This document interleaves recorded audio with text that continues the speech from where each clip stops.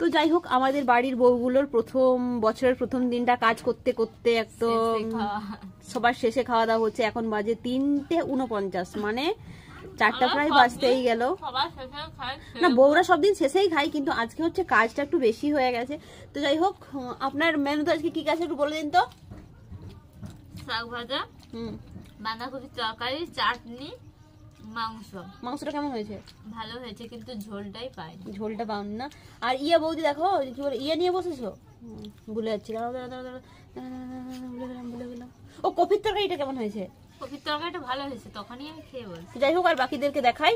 কেউ কিছু মনে করবেন না, সবাই কাজ করে করে ক্লান্ত হয়ে গেছে, সেই জন্য এখানে ছড়িয়ে ছিটিয়ে নিয়ে বসে। ওদিকে হচ্ছে মা বসেছে, আর দেখাচ্ছি বাকি জনদের। কে হচ্ছে ছোট বৌদি, দেখি আপনার মুখটা দেখি।